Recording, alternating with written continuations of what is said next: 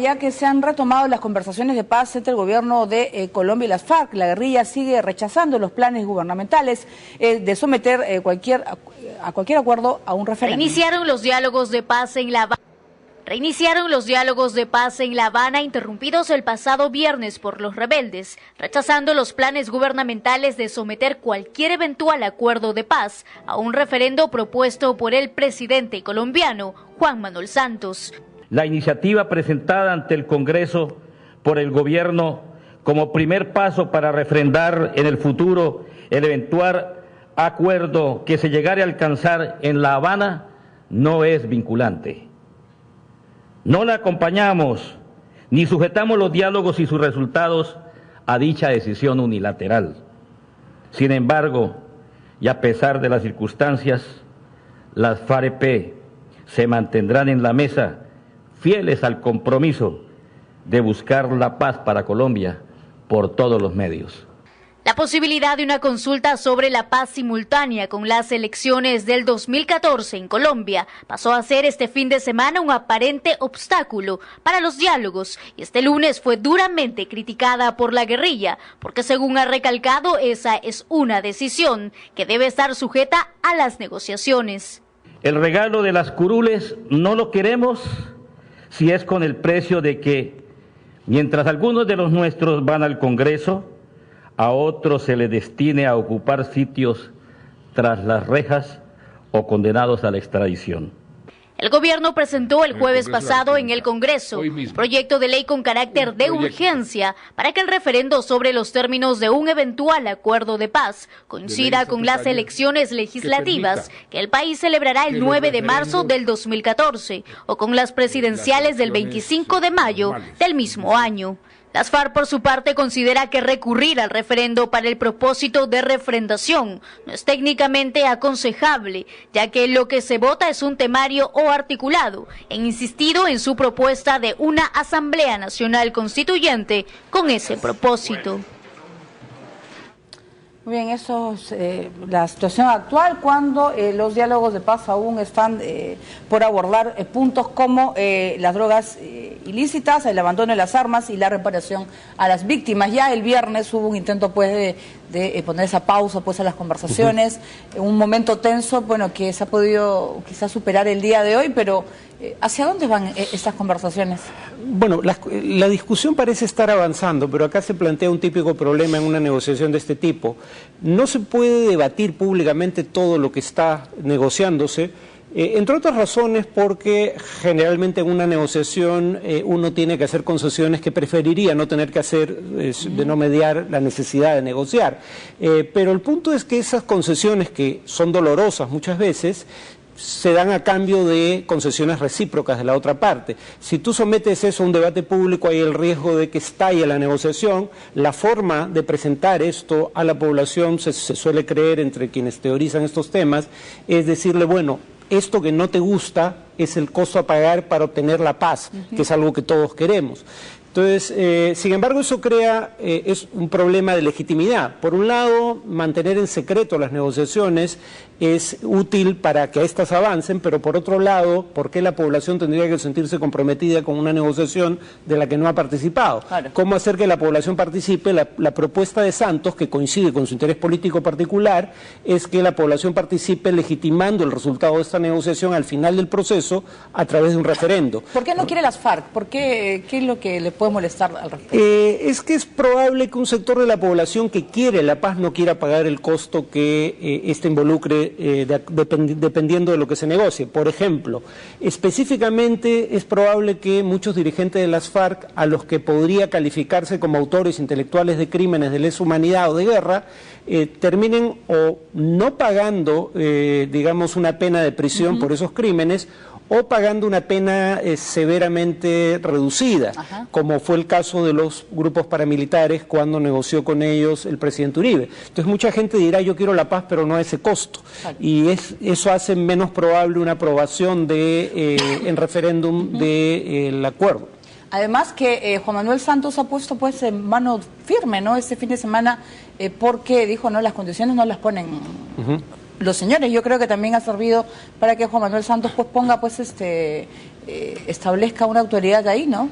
Pero además Santos tiene que enfrentar tiene dos frentes abiertos simultáneamente. Uno es el frente de las negociaciones y la guerra con las FARC, que continúa paralela a las negociaciones, y otro es el frente que a la derecha del espectro político abre su antiguo aliado, el presidente Álvaro Uribe. La idea de someter el acuerdo a un referendo es tomar el guante de un reto al que le había planteado Uribe. Si de verdad es tan bueno el acuerdo que estás negociando, pide a la gente que vote a favor, lo está haciendo, pero además inteligentemente desde su perspectiva Santos lo quiere hacer simultáneamente o bien con las elecciones parlamentarias o bien con las elecciones presidenciales, y la gente en realidad va a votar por dos cosas, pero en la práctica es una sola. Si tú quieres que este acuerdo se implemente y llegue la paz a Colombia, es casi una consecuencia natural que quieras que Santos sea reelegido. Muy bien, ahora cambiemos de tema, nos vamos a Bolivia. El senador opositor Roger Pinto, que estuvo 455 días refugiado en la Embajada Brasileña de La Paz, logró escapar y cruzar la frontera en circunstancias que han generado una tensión diplomática entre ambos países. Tras haber permanecido 455 días en la Embajada Brasileña de Bolivia, el senador boliviano de la oposición Roger Pinto se encuentra ya en Brasil. Él habría abandonado la sede diplomática en circunstancias aún no esclarecidas y que han generado el rechazo del gobierno de La Paz.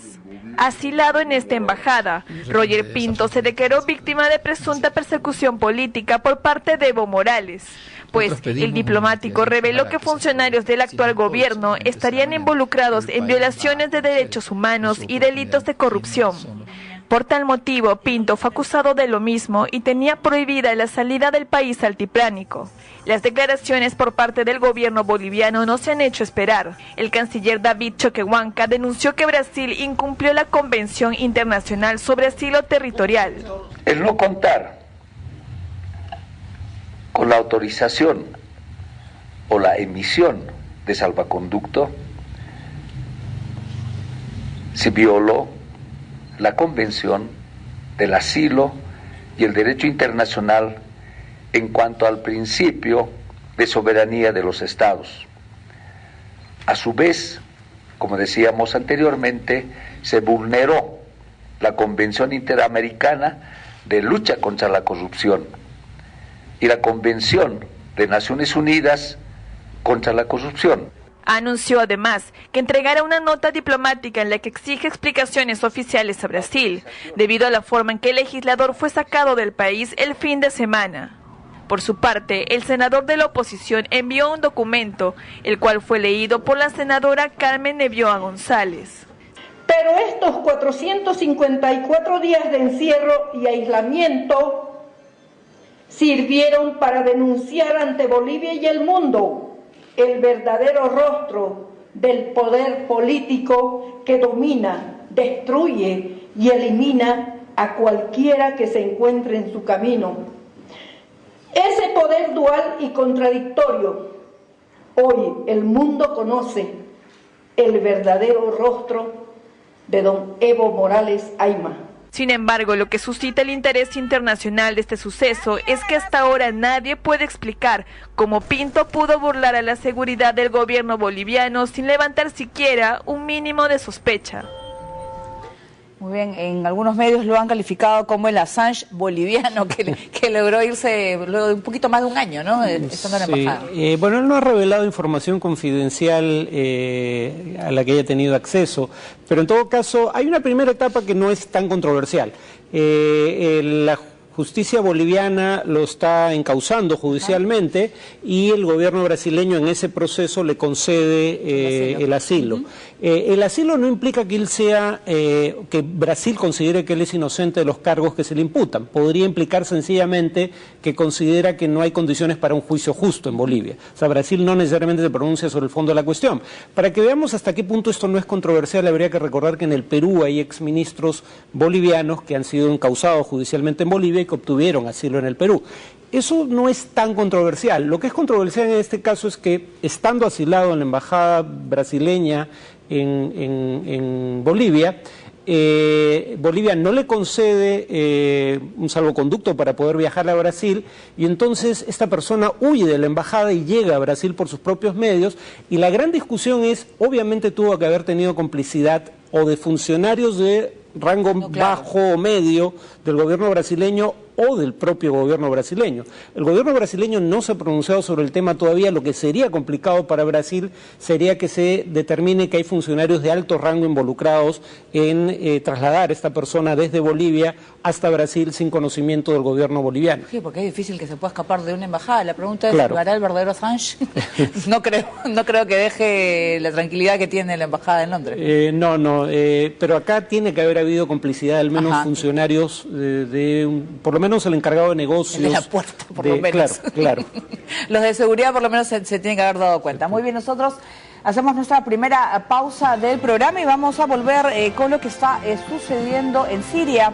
La posibilidad de una intervención militar a la que Rusia se opone y Londres dice no necesitar aprobación de Naciones Unidas.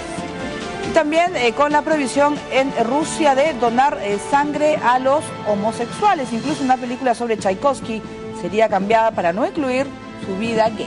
Bueno.